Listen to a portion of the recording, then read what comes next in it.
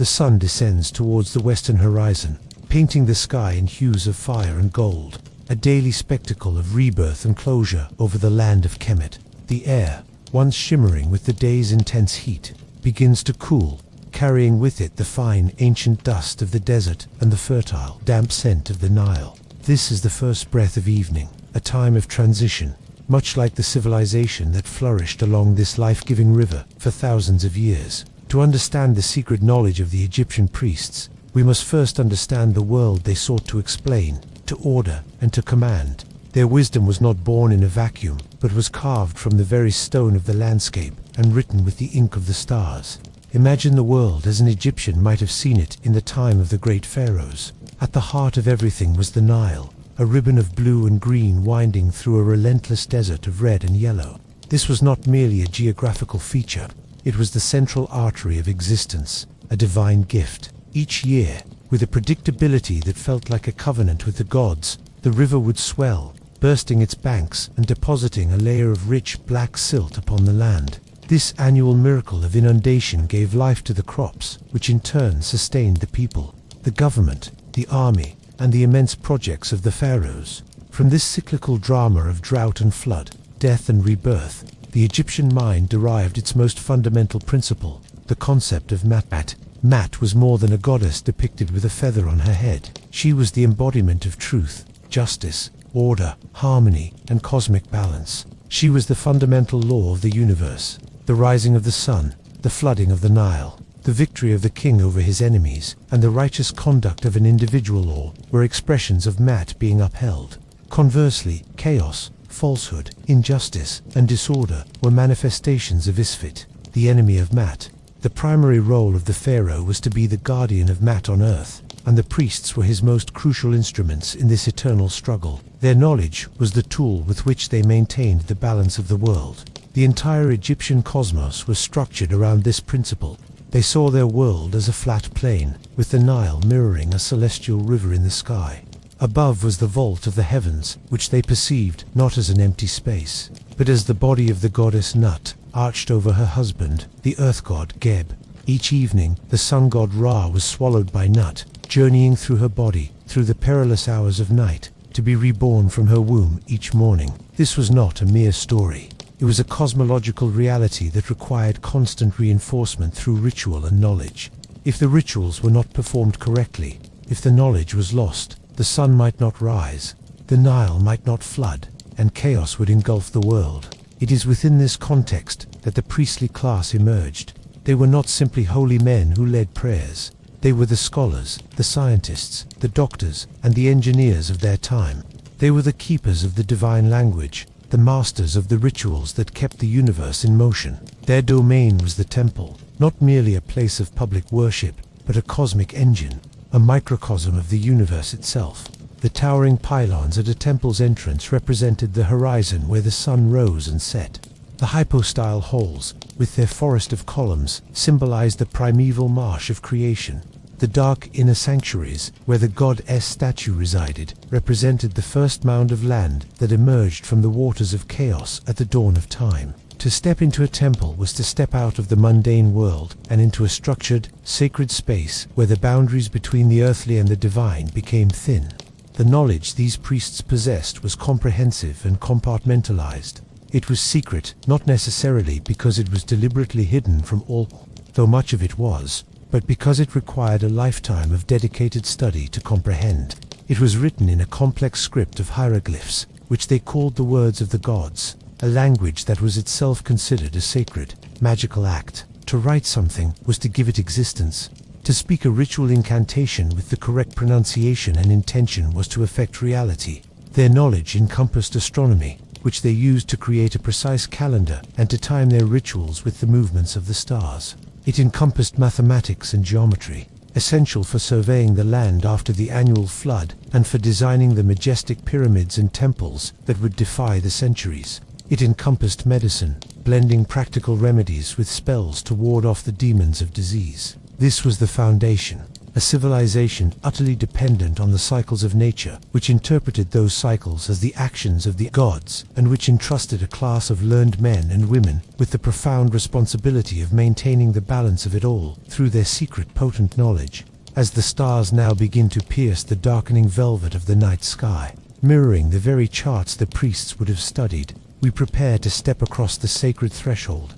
We move from the world understood by all Egyptians into the hallowed and hidden world of the temple, to explore the first and most profound pillar of the priests, secret knowledge, the nature of the gods themselves, and the intricate tapestry of their mythology that explained the very meaning of existence. As the night deepens, the celestial river of the Milky Way stretches in a brilliant arc across the heavens, a shimmering path that the ancient priests believed was the watery expanse, their solar bark traveled by day and the realm of the dead by night. To navigate this cosmic landscape, one needed to know its rulers, its inhabitants, and its intricate politics. The gods of Egypt were not distant, abstract concepts. They were immediate, tangible forces, as real as the Nile's current or the desert's scorching wind. The secret knowledge of the priests was in large part a deep, intimate understanding of this divine society, a map of the personalities and powers that governed every facet of existence, from the creation of the world to the outcome of the harvest.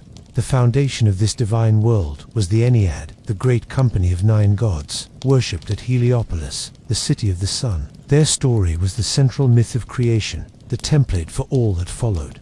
In the beginning, there was only the swirling, dark, limitless waters of Nun, a primordial ocean of chaos. From these waters, the self-created god Atum emerged, standing on the first mound of land, the Benben stone. He was the progenitor, the complete one. Alone in the void, Atum began the act of creation by bringing forth from his own being the first divine pair, Shu, the god of air and dryness, and Tefnut, the goddess of moisture and order. This was the first act of differentiation, separating the elements from the uniform chaos. Shu and Tefnut, in turn, gave birth to Geb, the earth god, and Nut, the sky goddess. The image of these two is one of the most enduring in Egyptian art. Geb, reclining beneath his body, forming the hills and valleys of the earth, while Nut, her body a canopy of stars, arches over him, eternally separated by their father, Shu, the air, who holds her aloft. From the union of Geb and Nut were born the 2 most iconic couples of the Egyptian pantheon, Osiris and Isis, and Seth and Nephthys. This completed the Heliopolitan Ennead: Atum, Shu, Tefnut, Geb, Nut, Osiris, Isis, Seth, and Nephthys. But this was only the beginning of the drama. The story of Osiris is the great myth of death and resurrection, a story so central to the Egyptian soul that it permeated every aspect of their culture, from royal power to the hope of the common farmer.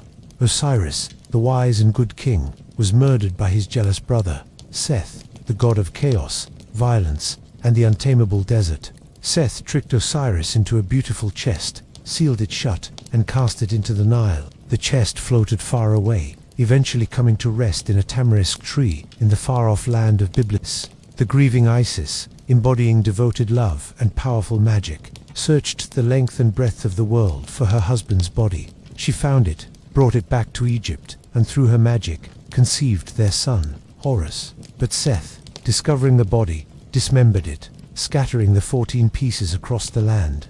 Undeterred, Isis, with the help of her sister Nephthys, searched again, gathering every piece of Osiris. Using her potent spells and rituals, she reassembled him, creating the first mummy. Though Osiris could not return to the land of the living, he was resurrected as the king of the underworld, the lord of the dead, and the judge of the soul. His revival was not a return to his old life, but a transformation into a new, eternal form of existence. This myth established the template for the mummification process, a ritual recreation of what Isis had done, designed to grant the deceased a transformed eternal life, just as Osiris had achieved. The conflict then passed to the next generation. Horus, the falcon-headed god, the rightful heir, fought his uncle Seth to reclaim his father's throne. Their struggle was long and brutal, a cosmic battle between order and chaos, the rightful king and the usurper. Horus lost an eye in the fight, which was later restored by the god Thoth. This restored eye, the wedged eye, became one of the most powerful symbols of protection, wholeness, and healing in all of Egypt. Ultimately, a tribunal of the gods, led by Geb, judged in favor of Horus, establishing him as the ruler of the living world, the archetype of the pharaoh himself. Every pharaoh was considered the living embodiment of Horus, while the deceased pharaoh became Osiris, lord of the afterlife. This pantheon was vast and complex. There was Thoth, the ibis, or baboon-headed god of wisdom, writing, and the moon, the scribe of the gods who invented hieroglyphs. There was Hathor, the cow goddess of love, beauty, music, and drunkenness, who could also manifest as the fierce lioness Sekhmet, the destructive eye of Ra. There was Anubis, the jackal-headed god of embalming and the guardian of the necropolis, who oversaw the weighing of the heart ceremony. There was Ptah of Memphis, the creator god, who spoke the world into existence through the thoughts of his heart and the words of his tongue. The priest's secret knowledge was to know not just the stories, but the true natures of these gods. They understood that the gods were not monolithic. They could merge and combine, their identities fluid. Amen, the hidden god of Thebes, could merge with Ra to become Amun-Ra, the king of the gods, a synthesis of hidden power and visible solar might. They knew the hundreds of forms the sun god Ra could take throughout his daily journey. Khepri, the scarab beetle, at dawn, pushing the sun disk, Ra at noon in his full glory, and Atum in the evening, the aged, setting sun. This was not mere theology, it was a practical science of the spirit. To perform a ritual for a successful harvest, one needed to know which god or goddess held sway over the Nile's inundation, which could appease the potentially destructive heat of the sun, and which could ensure the fertility of the grain. It was a vast, interconnected web of relationships, attributes, and symbols. The priest, armed with this knowledge, could act as an intermediary, a diplomat to the divine, negotiating the continued balance of Mat through precise words, correct offerings, and perfectly executed ceremonies. And to house these ceremonies, to create a space where heaven and earth met, they built not just temples, but stone mountains that served as portals to the divine, which we shall explore next. As the first light of dawn begins its gentle assault on the eastern horizon, imagine it striking the gleaming capstone of an obelisk, a shaft of stone that sought to pierce the sky itself. This obelisk stands before the towering facade of a great temple, its massive pylons representing the two mountains of the horizon, between which the sun was reborn each day. To cross the threshold of this temple was not to simply enter a building. It was to step out of the world of men and into a perfected, miniature version of the cosmos, a place where time itself was suspended and the divine could be directly engaged. The temple was the primary instrument of the priesthood, a machine built from stone, ritual, and knowledge, designed for one supreme purpose: to maintain the universe. The design of the temple was a profound articulation of the priest's secret understanding of the world. It was built along a single axis, progressing from the bright, open outer courtyards toward the dark, secluded sanctuary at its heart. This journey was one of increasing sacredness and exclusivity. The common people could gather in the outermost courts during great festivals, but only the higher priests and the pharaoh could enter the inner halls, and only the high priest, acting as the pharaoh's delegate, could pass through the doors of the sanctuary to stand in the presence of the god. This structure mirrored the Egyptian concept of creation, from the chaotic public waters of Nun to the first, stable, and secret mound of land where life began. The floor of the temple gradually rose as one moved inward, from the lower levels of the court to the elevated sanctuary. Simultaneously, the ceiling lowered. This was not an architectural accident. It symbolized the primordial mound rising from the waters of chaos, and the confined womb-like space of the sanctuary represented the point of original creation. The world outside was vast and open. The house of the god was intimate, focused, and potent. The hypostyle hall, with its forest of massive columns carved to resemble lotus and papyrus plants, transported the initiate back in time to the moment of creation, evoking the lush, swampy landscape that emerged from the receding waters of Nun. Walking through this stone forest was a symbolic return to the source of all life. At the very heart of the temple, in the darkest chamber known as the Naos, sat the statue of the god. This was not merely a representation, it was a vessel, a home for the divine essence of the deity.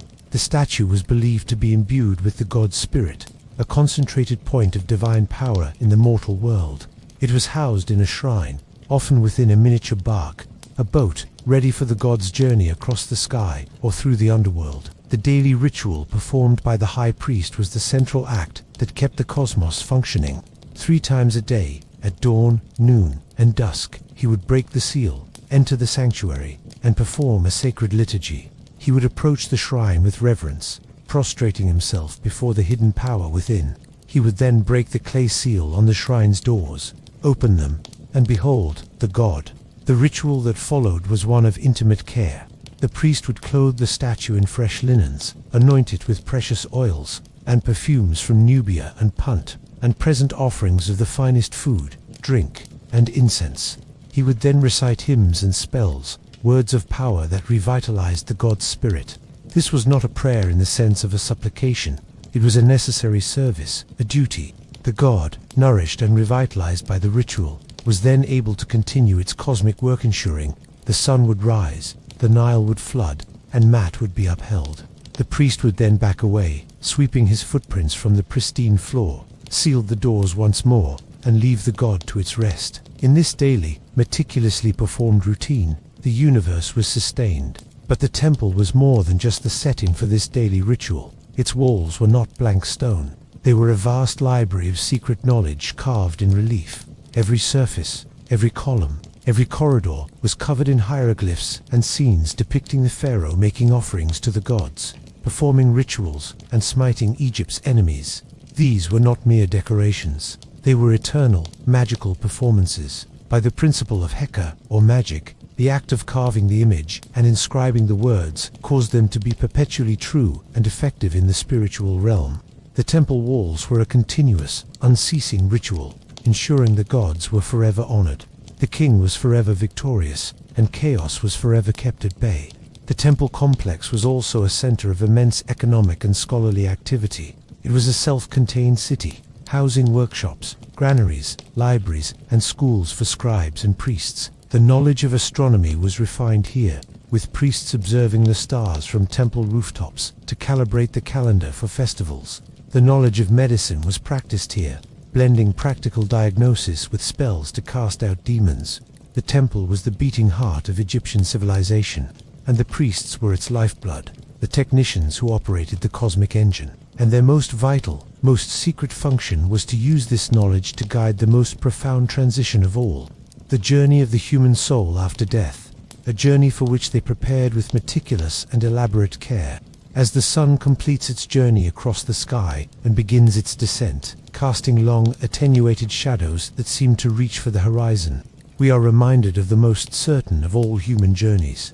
For the ancient Egyptians, death was not an end, but a critical transition, a perilous passage to a new and eternal form of existence. It was a journey that one did not undertake alone or unprepared. The secret knowledge of the priests reached its zenith in the intricate, profound, and powerful science of the afterlife. They were the guides, the navigators, and the protectors of the soul, holding the maps and the spells that could secure a favorable verdict before the gods and a blissful eternity in the field of reeds. The Egyptian conception of the soul was complex, a composite of several different aspects.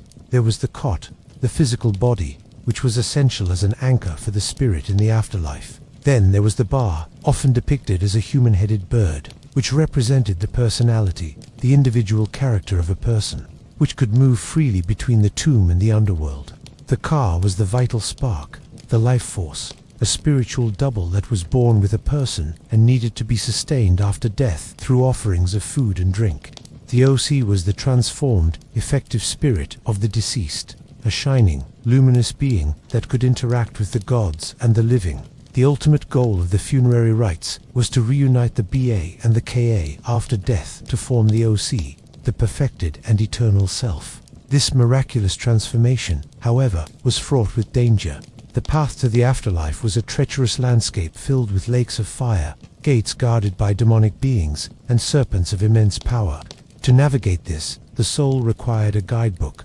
This was the purpose of the pyramid texts, the coffin texts, and most famously, the Book of the Dead, which the Egyptians called the Book of Coming Forth by Day. These were not single books, but collections of spells, incantations, and maps inscribed on tomb walls, sarcophagi, and papyri scrolls placed with the deceased. The priests were the authors and scribes of these texts, the masters of this magical geography.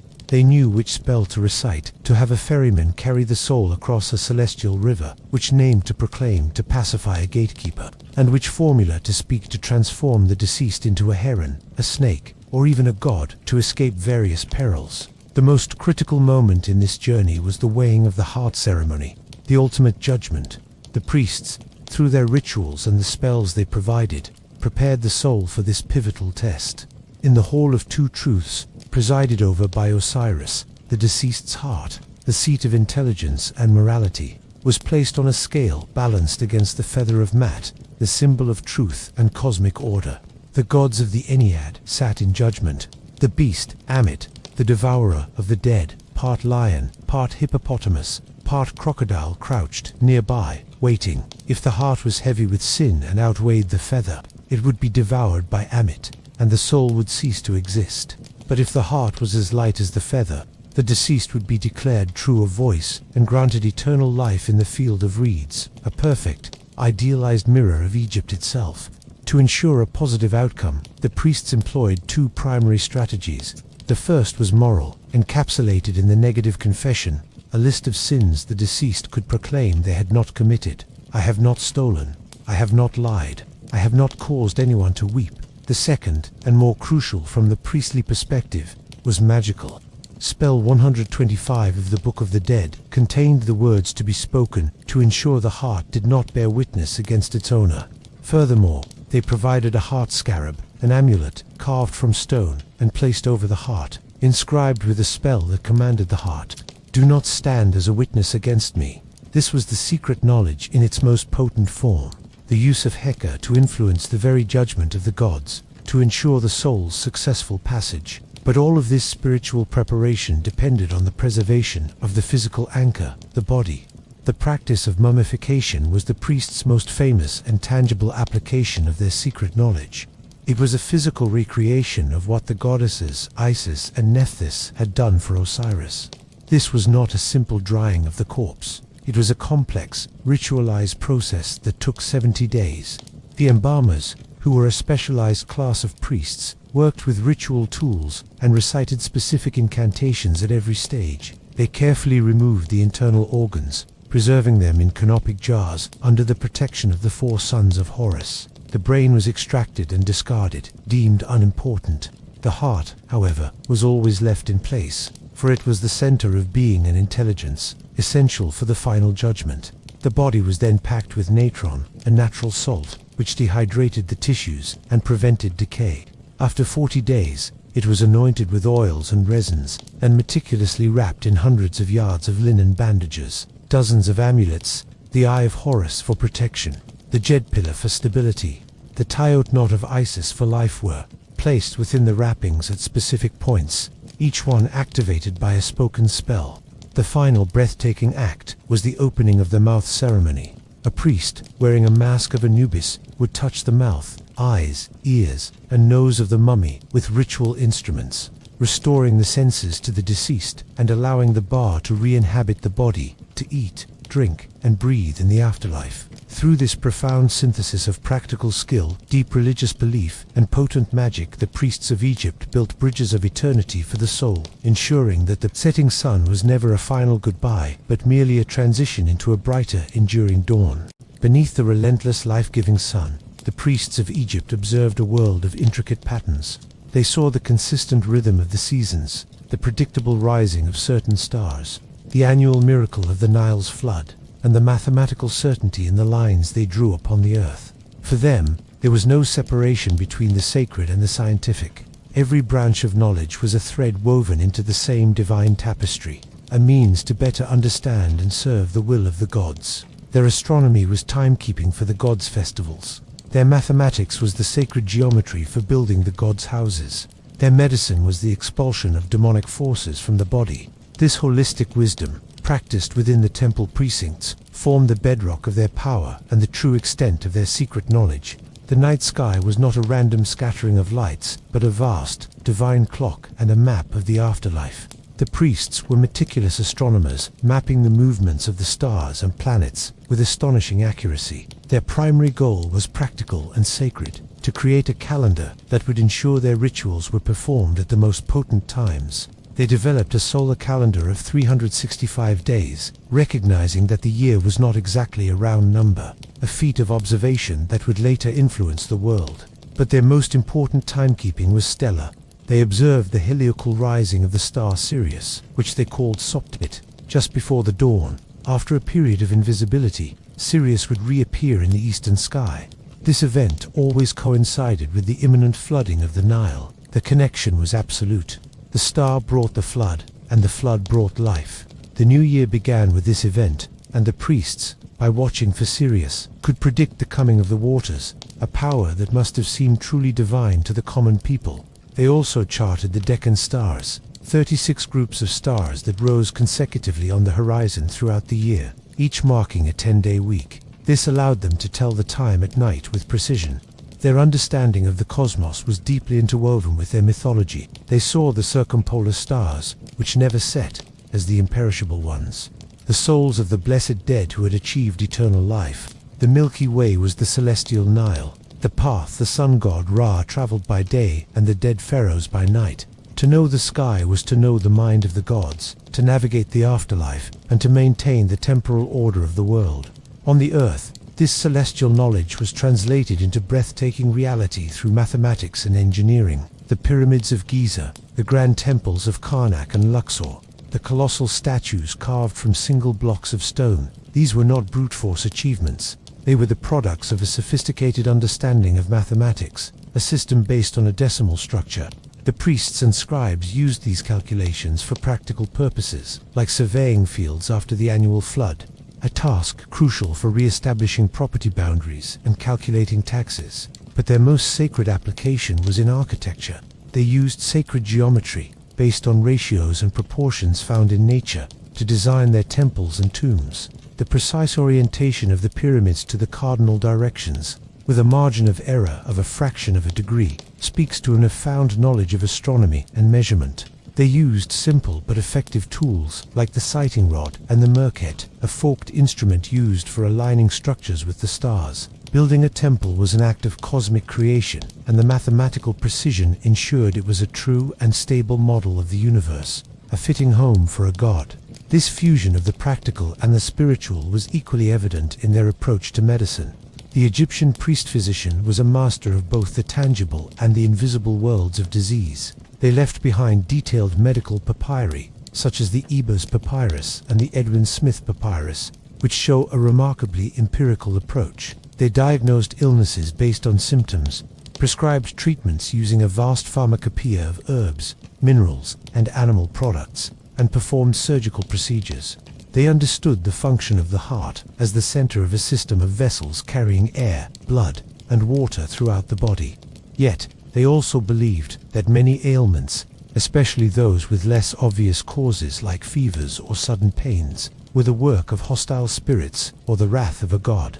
Therefore, their treatments were a dual strategy. A physician would apply a poultice of honey, a natural antiseptic, to a wound, while simultaneously reciting a spell to ward off the demon of decay. An amulet might be prescribed to be worn alongside a medicinal drink. They saw no contradiction in this. The body was a physical entity that could be treated with physical means, but it was also a spiritual vessel vulnerable to spiritual attacks. The priest doctor, armed with his knowledge of both anatomy and incantations, was the only one who could address the problem in its entirety. He was a warrior on the front lines of the battle for health, using every weapon in his arsenal, from willow bark to powerful words of Heka, to restore the balance of Mat within the human body, just as he sought to restore it in the cosmos. The final, and perhaps most profound, layer of the priest's secret knowledge resided not in the papyri, nor in the carvings on temple walls, nor in the precise alignment of a pyramid. It lived in the silent spaces between the rituals, in the unspoken understanding passed from a master to his initiate in the hushed dimness of the inner temple, away from all public spectacle. This was the knowledge of the heart, the experiential wisdom that could not be written down, only earned. It was the understanding that the elaborate myths were not just stories, but allegories for the soul's own journey, that the gods were not just external beings, but aspects of a single ultimate reality and reflections of the human psyche itself. A senior priest, after a lifetime of service, understood that the great battle between Horus and Seth was not merely a historical divine conflict. It was the eternal struggle within every individual between order and chaos, between the higher self that seeks truth and the lower self driven by base desire and jealousy. He knew that the resurrection of Osiris was the potential within every soul to overcome its own spiritual death, to reassemble the fragments of a scattered consciousness through wisdom and perseverance, and to be reborn into a state of enlightened eternal awareness. The entire outer religion, with its splendid temples and complex ceremonies, was a vast teaching tool, a preparation for this inner, mystical realization. The ultimate secret was that the path to the divine was a journey inward. This unwritten knowledge also encompassed the true nature of Heka, the creative magic that underpinned all existence. The common person might see a spell as a way to compel a god or to achieve a worldly aim, but the initiated priest understood that Heka was the power of the heart and the tongue, the ability to align one's own will with the fundamental creative will of the universe, the will that Atum used to speak the world into being. To perform a ritual correctly was not to command, but to harmonize. It was to become a clear channel for the power of Mat, to speak words that were so true, so perfectly aligned with cosmic order, that they became reality.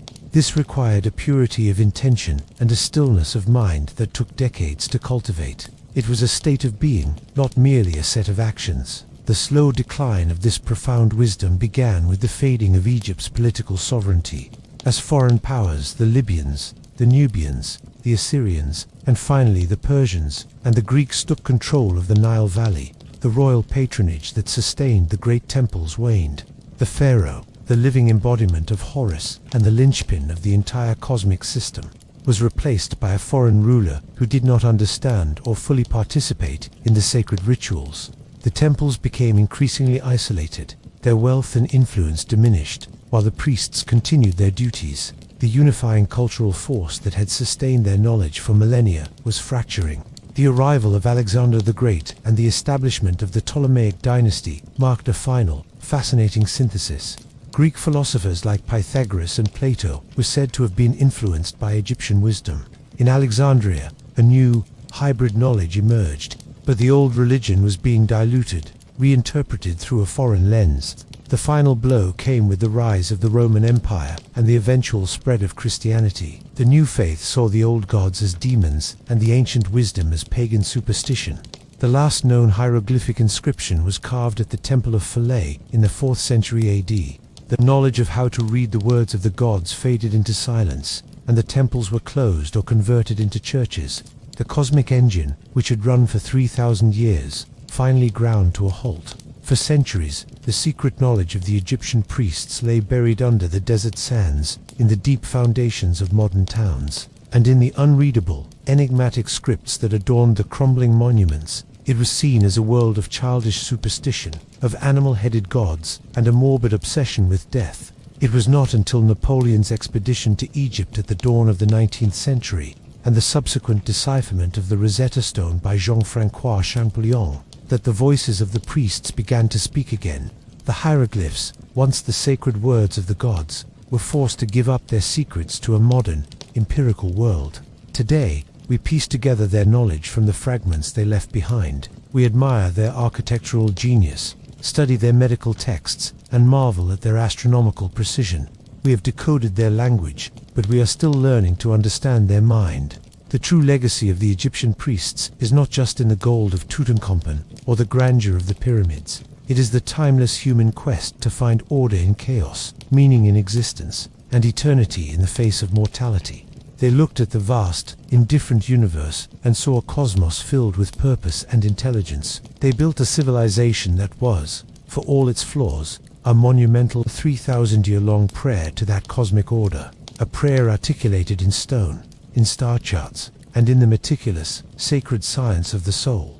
And as the moon now rises over the silent ruins of their temples, one can almost hear the faintest echo of their hymns, a whisper on the wind that speaks of a balance that once was, and a knowledge that, though fragmented, still holds the power to inspire awe in all who seek to listen. The sands of time have settled thick and deep over the land of the pharaohs.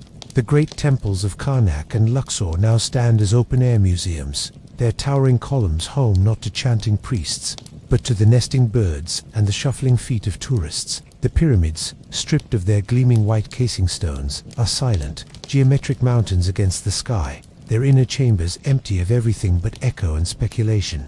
The sacred river Nile still flows, but its waters are now harnessed by a modern dam, its annual flood a memory preserved only in ancient texts. The civilization that worshipped the sun, the river, and a pantheon of animal-headed gods has long since passed into history. And yet, its echo persists, not just in stone and papyrus, but in the deep, often unacknowledged, currents of the modern mind. The secret knowledge of the Egyptian priests did not vanish entirely. It went underground, flowing like a subterranean river, surfacing in unexpected places and in disguised forms. When the Greek historians Herodotus and Plato traveled to Egypt, they drank from this stream. Plato's allegory of the cave, with its journey from shadowy illusion to the brilliant light of truth, resonates powerfully with the Egyptian spiritual journey, from the darkness of the tomb to the radiant light of the field of reeds. The concept of a soul being judged after death for its moral conduct, a cornerstone of Christian, Islamic, and Jewish theology, finds one of its earliest and most elaborate expressions in the Egyptian weighing of the heart.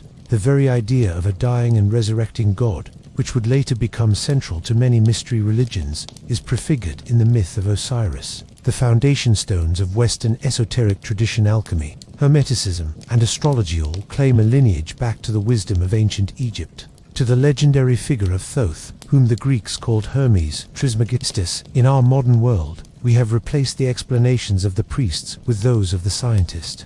We do not say the Nile floods, because the tears of Isis swell its banks. We speak of seasonal rains in the Ethiopian highlands. We do not explain an eclipse as a serpent attacking the sunboat of Ra. We calculate the precise alignment of celestial bodies. We have traded the myth for the model, the ritual for the formula. And in this trade, we have gained immense power over our physical world. But we have also, perhaps, lost something. The Egyptian worldview was holistic. In their understanding, science, religion, art, and magic were inseparable strands of a single rope.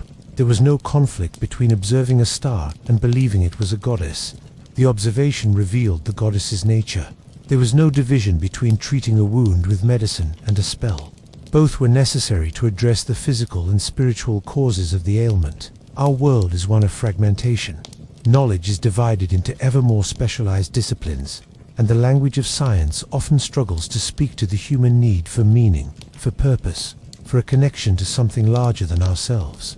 The great, silent temples of Egypt speak to this need. They remind us of a time when the entire universe was a sacred text, and human life was an integral, purposeful part of a divine drama. They appeal to our innate sense of wonder, to that part of us that looks at the starry sky, and feels not just the chill of infinite space, but a longing for connection. The legacy of the Egyptian priests, therefore, is twofold. On one hand, it is a historical and scientific legacy. Their observations laid the groundwork for our calendar. Their architectural techniques inform our engineering. Their medical practices show the long history of empirical thought. We have decoded their language and continue to learn from their artifacts. But the deeper, more subtle legacy is philosophical and spiritual. It is the enduring power of their symbols. The scarab, representing transformation, and the sun's journey, the ankh, the key of life. The eye of Horus, a symbol of protection and wholeness. These symbols still speak to us across the millennia because they tap into universal human experiences, the fear of death, the hope for renewal, the search for order. The priests of Egypt sought to build a civilization that was eternal, not just in its stone monuments, but in its adherence to Mat, to cosmic truth. Their civilization eventually fell, as all civilizations must, but their quest endures. Every time we seek to bring order out of chaos in our own lives, every time we look for meaning in the face of suffering, every time we create something beautiful that seeks to outlast our own brief lifetimes, we are, in our own small way, echoing the sacred work of those ancient priests. We may no longer believe that a ritual in a dark sanctuary will ensure the sun's rise, but we still perform our own daily rituals in the hope of maintaining balance in our world. We may not mummify our dead, but we still seek ways to memorialize, to honor, and to make sense of the great transition that is death. The final secret knowledge, the one that the priests perhaps understood best of all, is that the greatest mysteries are not those written in stone or star charts, but those that reside within the human heart. The journey of the soul, the struggle between order and chaos, the longing for eternity. These are not ancient Egyptian concepts, they are human ones. The priests of the Nile simply gave them their most elaborate, enduring, and beautiful expression. And as the stars continue their slow wheel above the desert, their light, which once guided the dead to the afterlife, now falls upon a world they could never have imagined, yet a world that still, and perhaps always will, listen for the whisper of their wisdom in the wind. Let us, for a final moment, not speak of them in the past. Let us step out of the stream of history and into the eternal present of the land itself. The sun is Ra, always Ra, a blinding disk of fire ascending in his bark from the eastern horizon.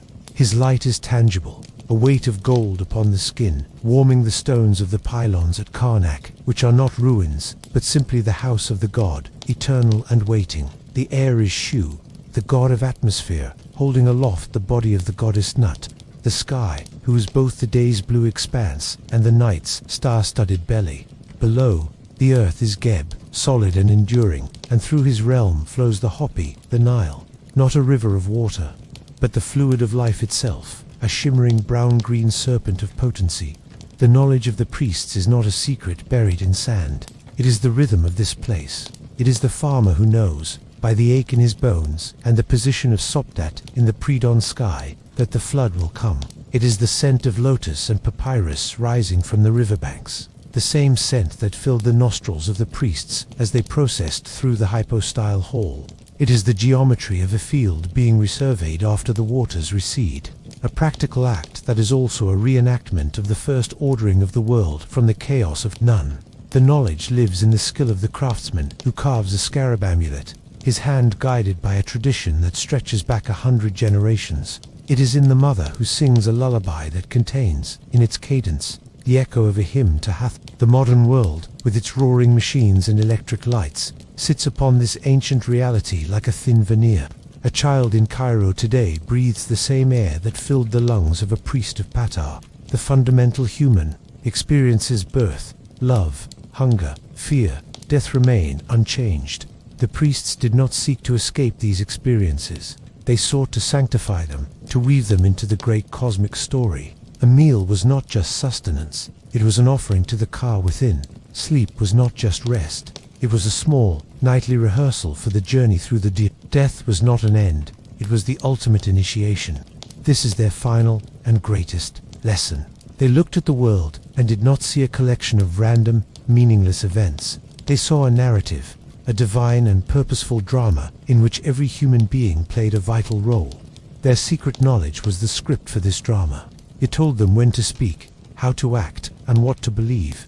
It provided answers to the questions that have haunted humanity since the dawn of consciousness. Why are we here? What happens when we die? How should we live? We have new scripts now, written in the language of physics, biology, and economics. They are powerful scripts, capable of explaining the mechanics of the universe in ways the priests could never have conceived. But they often fall silent when faced with the question of meaning. The old Egyptian script never did. It was saturated with meaning, from the grandest cosmic cycle to the simplest daily task. So as the day ends now, and Ra begins his dangerous nocturnal voyage through the body of Nut, the knowledge of the priests settles not as a historical fact, but as an invitation. It is an invitation to look at our own world with the same sense of sacred wonder, to see the sunrise not as a planetary rotation, but as a daily miracle of rebirth, to see the river not as a resource, but as a life-giver, to see our own lives not as a random biological flicker, but as a story intertwined with a larger, cosmic order. The civilization of the pharaohs is gone. The last priest who could read the words of the gods has been dust for 2,000 years, but the river still flows. The sun still rises, the stars still turn, and the human heart still seeks to understand its place in it all. The secret knowledge of the Egyptian priests was, ultimately, their map for this very human journey. We may have discarded their map, but we are still traveling the same terrain, and in the quiet moments in the hush of a museum before a statue of a serene pharaoh, or in the awe felt under a canopy of desert stars, we can still feel the pull of their ancient enduring quest for truth, for order, and for eternity. The final whisper of their wisdom is this: the cosmos is alive, it is sacred, and you are a part of it. The ritual is never truly over, it is only just begun. The story of the Egyptian priests does not conclude with the closing of the temples, nor does their influence simply fade into the romantic mists of antiquity. Instead, their knowledge transformed, seeping into the bedrock of human civilization and surfacing in countless streams of thought, science, and spirituality that continue to flow into our present era. The line from their sacred libraries to our modern world, though often faint and forgotten, remains unbroken. We are, in more ways than we realize, the inheritors of their colossal intellectual and spiritual endeavor. Consider the very structure of knowledge. The great library of Alexandria, the pinnacle of ancient learning, was founded in Egypt. While a Greek institution, it stood upon the intellectual foundation laid by millennia of Egyptian priestly scholarship. Its mission to collect all the world's knowledge was an ambition that would have been deeply understood by the scribes of the House of Life, who sought to compile all divine and practical wisdom. The categorization of knowledge, the pursuit of a unified understanding of the world. These are impulses that found early and powerful expression along the Nile. When the scholars of Alexandria studied geometry, they were building upon the practical measurements of the Egyptian surveyors. When they pondered medicine, they consulted texts that bore the unmistakable imprint of earlier Egyptian empirical and magical practices. The Hermetic traditions that flourished in the Greco-Roman world, and which later profoundly influenced the Renaissance, explicitly claimed descent from the wisdom of Hermes Trismegistus, the Greek name for the Egyptian god Thoth. The central Hermetic maxim, "as above, so below," is a direct echo of the Egyptian worldview, where the microcosm of the temple reflected the macrocosm of the universe, and the fate of the individual soul mirrored the journey of the sun god. Alchemists, seeking to transmute base metals into gold, were not merely early chemists. They were spiritual seekers engaged in a process that was, at its heart, Egyptian. The transformation of dull, chaotic matter into a perfect, incorruptible substance was a metaphor for the transformation of the mortal soul into the perfected, eternal ark, a process the priests facilitated through the rituals of mummification and the spells of the Book of the Dead. Even in our modern linguistic and symbolic landscape, the legacy is palpable. The very word chemistry is derived from Kemet, the ancient name for Egypt, meaning the Black Land. Our symbol for prescription medicine, Rx, is thought by some scholars to be a stylized version of the Eye of Horus, the ancient symbol of healing and wholeness. The obelisks that once stood before Egyptian temples now pierce the skies of Rome, Paris, London, and New York. Their original solar symbolism translated into monuments of civic power, yet still reaching for the heavens as their builders intended. But perhaps the most significant inheritance is the template they provided for organizing a stable society around a core set of principles.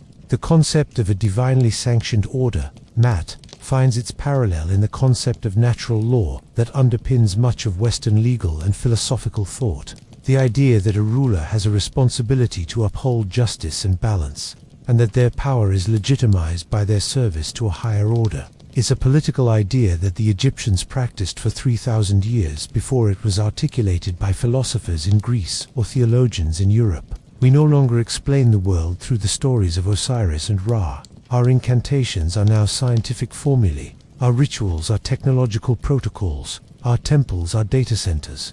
Yet, the fundamental human drive that the priests so expertly served the need to find pattern in chaos, meaning in existence, and a framework for ethical living remains as potent as ever.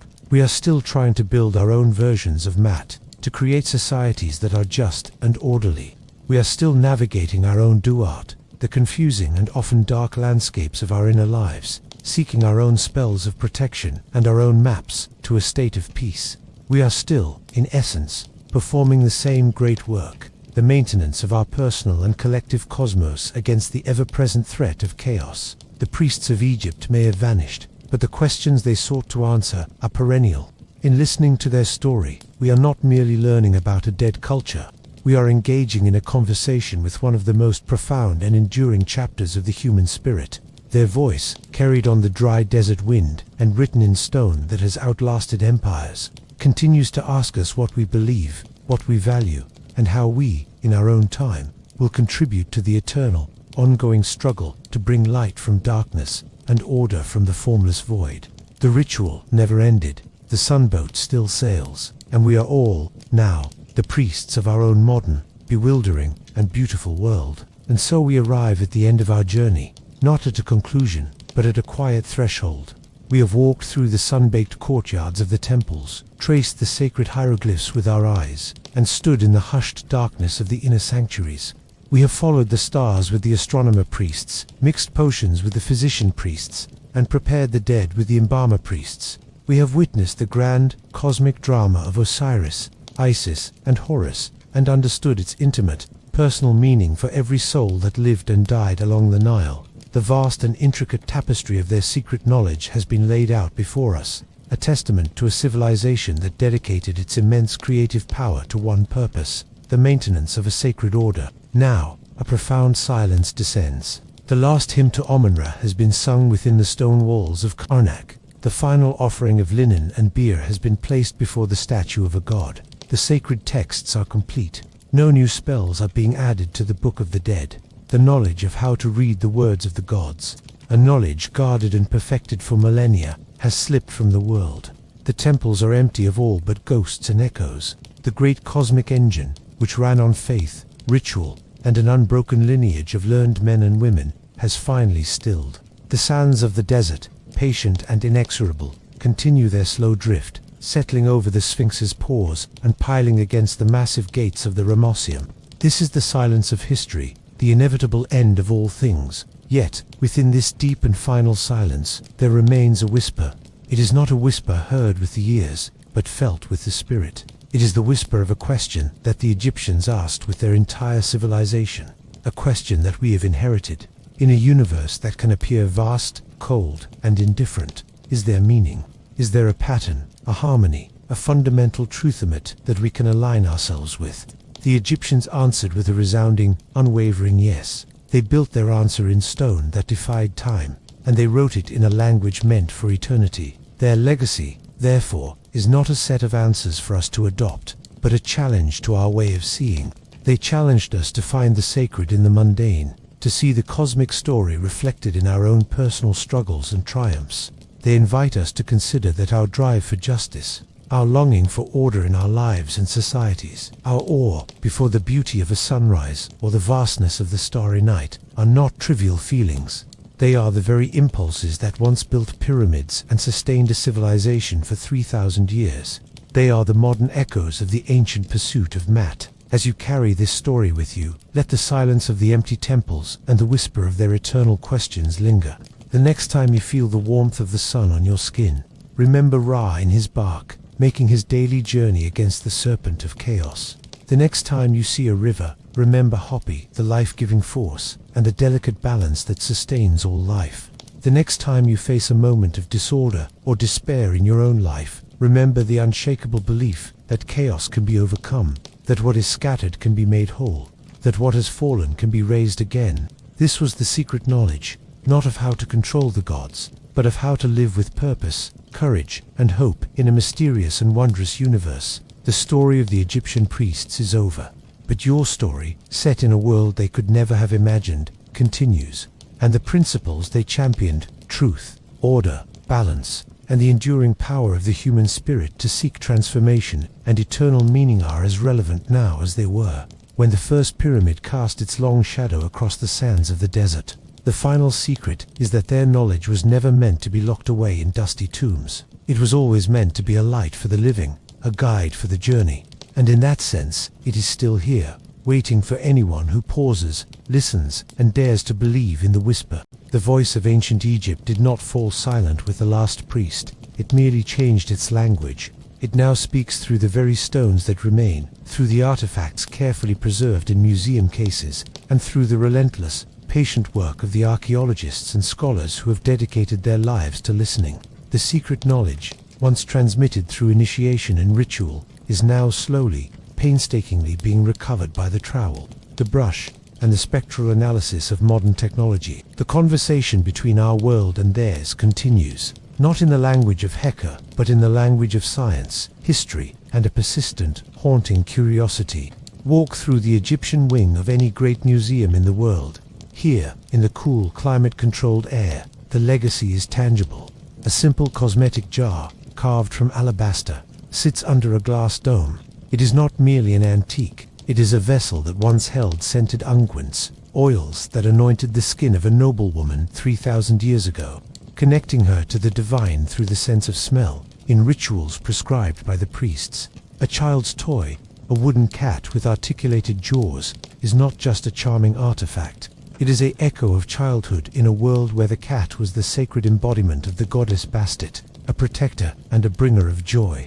These objects are the vocabulary of a lost world, and each one, when studied, adds a new word to our understanding. The work of modern Egyptology is the modern equivalent of the priests' own scholarly pursuits, where they observed the stars to time their festivals. We now use carbon dating and dendrochronology to establish precise chronologies for their reigns, where they used simple sighting tools to align their temples. We now use satellite imagery and ground-penetrating radar to discover lost cities buried beneath the sand.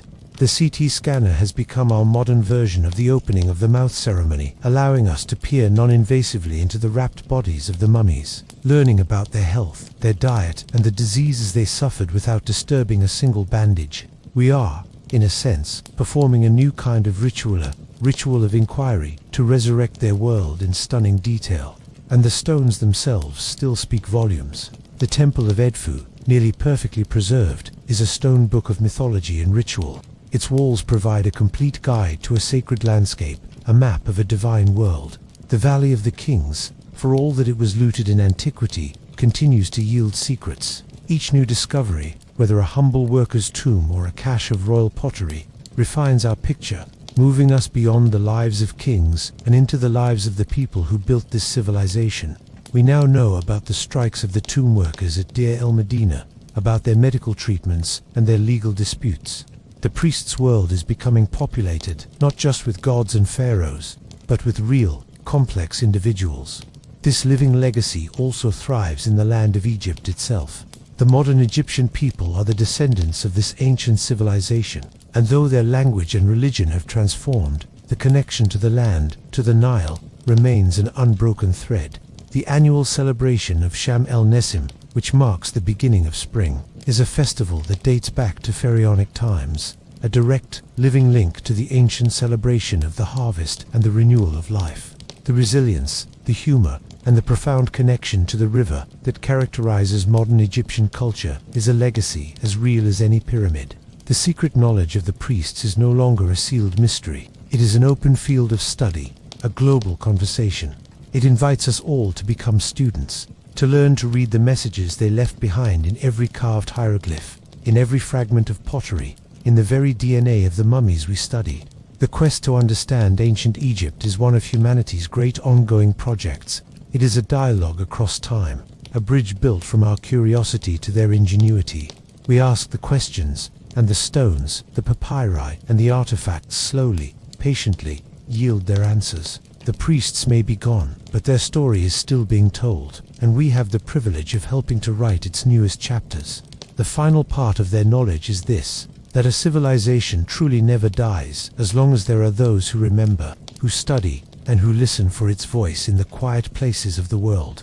Our journey along the banks of the timeless Nile, through the halls of echoing temples, and into the silent depths of the tomb, now draws to a close. We have traversed millennia, from the first mound of creation emerging from the waters of Nun, to the modern-day scientific probes that map the foundations of lost cities. We have sat in the presence of gods, and walked with the priests who served them. We have witnessed the meticulous rituals that sustained the cosmos, and felt the profound hope that comforted the dying. The story of the secret knowledge of the Egyptian priests is, in its entirety, one of humanity's most majestic and enduring symphonies, composed not in notes, but in stone, star charts, and spells. Yet, for all we have learned, a fundamental truth remains. The horizon of this knowledge is endless. For every question answered, a dozen new ones arise. The precise methods used to move the massive obelisks and pyramid stones continue to be debated.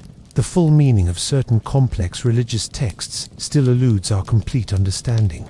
With each new technological advancement, be it more refined genetic analysis or more sensitive archaeological tools, we are granted a fresh lens through which to view this ancient civilization, promising new revelations and deeper insights. The work is never finished. The tomb, the temple, the papyrus scroll, they have not yet yielded all their secrets. The conversation between our age and theirs is an ongoing one. a dialogue that will continue to captivate and inspire generations yet to come. This is the final, and perhaps most beautiful, lesson the priests have to teach us. The pursuit of knowledge, of understanding our place in the cosmos, is itself a sacred, unending journey. They looked at the world with a sense of wonder and a relentless drive to comprehend its hidden order. They built a system of meaning that gave purpose to life and hope in the face of death. We, in our time, with our different tools and different cosmologies, are engaged in the very same pursuit. We are all seekers on the same path, trying to read the great book of existence. As the stars turn above and the river flows eternally on its course, let the spirit of that ancient quest settle in your heart. Let it be a reminder that wonder is a valid and vital way of engaging with the world. Let the enduring stones of Egypt stand as a testament to the human capacity for greatness, for faith, and for an insatiable curiosity that bridges the chasm of centuries. The story ends here, but your journey with it need not. The legacy of the priests now rests not only in the desert sands or museum halls, but in the curiosity they have ignited within you. Carry with you their sense of order against chaos, their search for meaning in the cycles of nature, and their profound belief in the resilience of the human spirit. The secret knowledge was never meant to be a final destination, but a guiding star. And as you step away from this narrative and back into the rhythm of your own life, may you continue to look for the sacred in the ordinary, seek balance in the midst of chaos, and always listen for the whisper of wisdom on the wind. The horizon beckons. The journey is endless. We have followed the threads of history, of stone and sand, of ritual and star lore. We have observed the grand tapestry of Egyptian belief as it was woven by generations of priests, a magnificent depiction of cosmic order and human purpose. But a tapestry is not merely to be observed from a distance. It is an invitation. The final, and most personal, secret the priests might impart is this: you, too, are a weaver. Your life, your thoughts, your actions are threads being woven into the ongoing, eternal fabric of Mat. Their worldview was not a cage to confine the spirit, but a loom on which a meaningful life could be crafted. Consider the daily rituals of your own life: the morning cup of coffee, the commute to work, the evening meal with loved ones. The Egyptian priests would not have seen these as mundane. In their understanding, the repetition of orderly, purposeful actions was a powerful affirmation of cosmic harmony. Your own routines, consciously performed, are your own small daily hymns to stability and purpose. When you care for your home, you are creating a microcosm of order, your own personal temple. When you act with integrity in a difficult situation, you are upholding Mat in your own modern duot, pushing back against the chaos of falsehood. When you create something beautiful, a meal, a piece of art, a garden, you are participating in the same creative impulse that built the pyramids, an act of Heka that brings something new and harmonious into the world. The challenges they faced, though different in form, are familiar in their essence. Their struggle against the chaos of the desert is our struggle against the chaos of misinformation and social discord. Their meticulous preparation for the afterlife is our own deep-seated need to find meaning in our mortality, to leave a legacy, to be remembered. Their reliance on the Nile's flood is our own dependence on the fragile systems of our planet, a reminder of our intimate connection to the natural world and our responsibility to maintain its balance. The framework they built offers a timeless perspective. See your life as part of a larger, meaningful story. You are the hero navigating the underworld of your own challenges, seeking to reassemble your own Osiris-like wholeness after a personal loss or failure. You are the Horus, fighting for what is rightfully yours, your peace, your dignity, your truth against the Seth-like forces of chaos and injustice. This is the weaver's gift they leave you. It is not a set of dogmatic rules, but a set of profound metaphors for living. You do not need to believe in Ra or Osiris to understand the power of the sun's renewal or the hope of spiritual resilience. You do not need to undergo mummification to contemplate the transformation of the soul. Their secret knowledge, stripped of its ancient context, reveals itself as a universal human wisdom. It is the understanding that a life lived with intention, with a respect for balance, and with a reverence for the interconnectedness of all things, is a life well lived.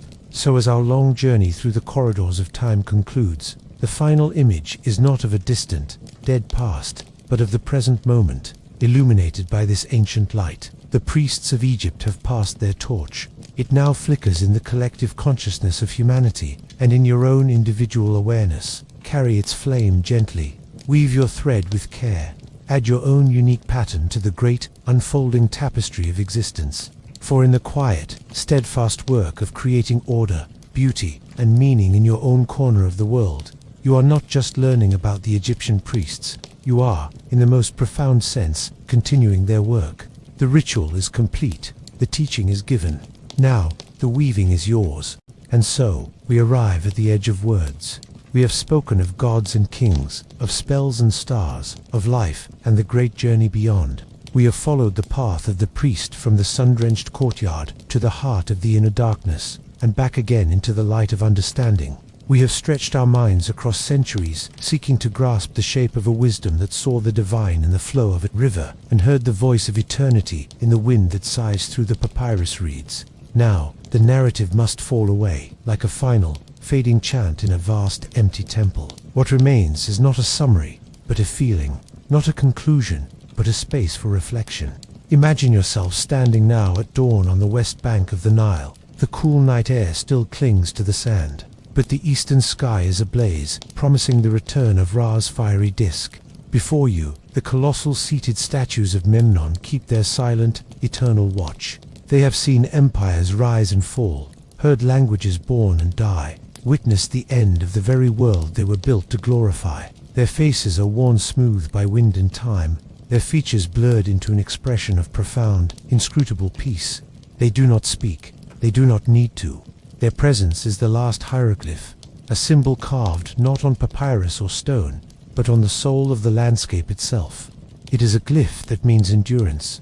It is a glyph that means acceptance.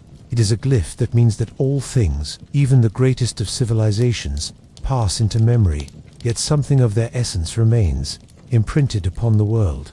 This is the final benediction of the priests, a gift of silence and perspective. In the grand scale of geologic time, our own lives are as brief as a single heartbeat. Our worries and triumphs, so immediate and vast to us, are but fleeting moments. The Egyptian priests understood this intimately. Their entire civilization was a monumental, beautiful, and desperate attempt to build something permanent against the relentless tide of time.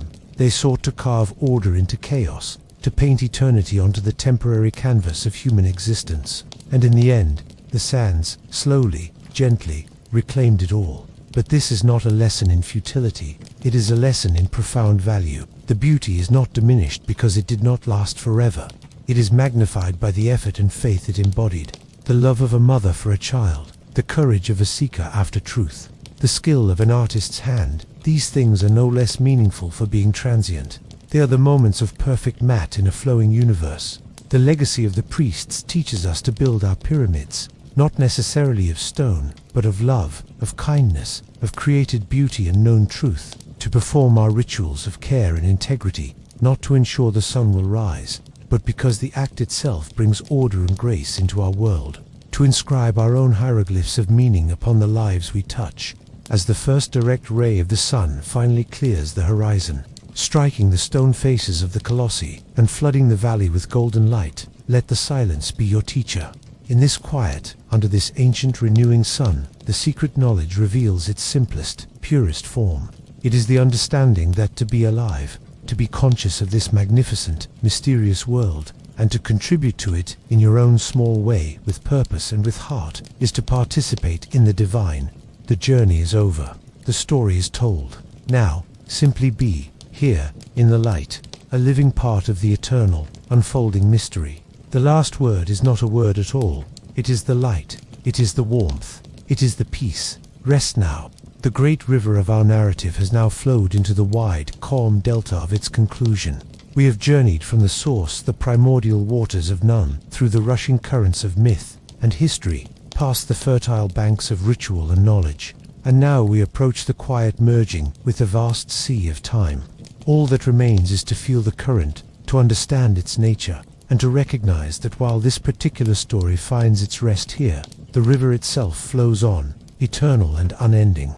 The secret knowledge of the Egyptian priests was, in its essence, a response to the beautiful and terrifying fact of impermanence. They observed that everything changes, the seasons turn, the river floods and recedes, generations are born and pass into the underworld. Their entire cosmology was an elegant, monumental structure built to find the permanent within the transient, to locate the eternal within the cycle. The sun always rises. The Nile always floods. The soul, if properly prepared, always finds its way to the field of reeds. Their wisdom was a deep, collective breath held against the fear of oblivion, a sacred geometry of the spirit, designed to prove that death is a horizon, and a horizon is merely the limit of our sight. In our modern age, we have turned away from their answers, but we have not escaped their questions. We still gaze at the same stars and feel the same awe. We still stand at the bedside of the dying and feel the same profound mystery. We still look upon works of immense beauty and feel the same longing for something that lasts. The language we use has changed, but the music of the human heart remains the same. We are still the children of the Nile, trying to build our lives on its shifting banks, seeking to leave a mark that the relentless current of time will not immediately wash away. So let this not be an end, but a point of reflection in your own ongoing journey. The voices of the priests are now still, but the truths they grappled with are alive in you. Every time you choose order over chaos, truth over deception, compassion over indifference, you are honoring the principle of Mat.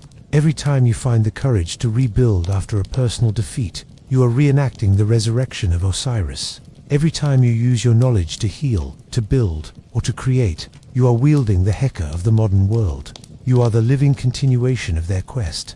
The story of the Egyptian priests is complete, but your story, illuminated by their light, enriched by their struggles, and inspired by their grandeur, continues.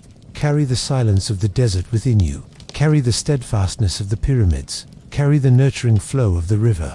And as you move forward, remember that you are not a solitary traveler, but part of an immense, unbroken human lineage of wonder, seekers all, walking our individual paths under the same timeless, starlit sky. The river of time flows on, and you are both its witness and its current. Go in peace. The great tapestry is complete. The final thread has been woven into the grand design, a design that stretches from the first moment of creation to this very second. We have walked with gods and priests through temples of stone and landscapes of the spirit. We have learned the names of the stars and the secrets of the soul's journey. We have felt the weight of the desert sun and the cool, comforting dark of the tomb. Now, the hour is late. The moon, the silver eye of the night, hangs high in the domain of the goddess Nut. The world is bathed in a soft, luminous glow, and a profound quiet has settled over the land. A quiet that feels not like emptiness, but like a presence. It is the peace of ages, the silence of eternity. Let this peace now settle upon you. Let the images of pyramids and temples, of flowing Nile waters and star-charted skies, gently soften and blur in your mind's eye. They have served their purpose.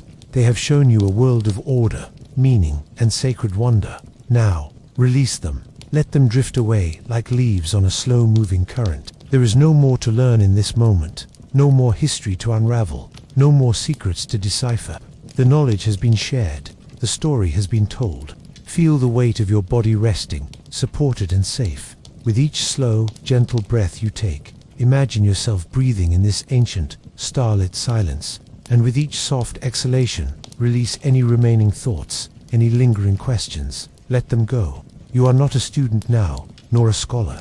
You are simply a human being, resting at the end of a long and fascinating journey, cradled by the same cosmos that cradled the priests of old. The same air they breathed now fills your lungs.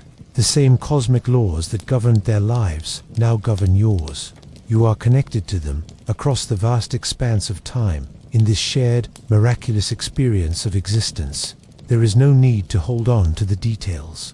The names of the gods, the dates of the pharaohs, the spells from the Book of the Dead, they are not important now. What matters is the feeling they leave behind, a sense of awe, a resonance of harmony, a comforting knowledge that humanity has always sought the light, always striven for order, always loved deeply enough to believe in eternity. Carry this feeling with you into your dreams, not as a lesson, but as a gentle companion. The journey is over. The work is done. The sun god Ra journeys safely through the underworld, and you journey safely into rest. There is only the quiet hum of the universe, the gentle rhythm of your own heart, and the soft, dark, nurturing embrace of the night. Let go, Sleep is the sister of death, and both are merely gateways to a new dawn. Rest deeply and peacefully. The story is complete.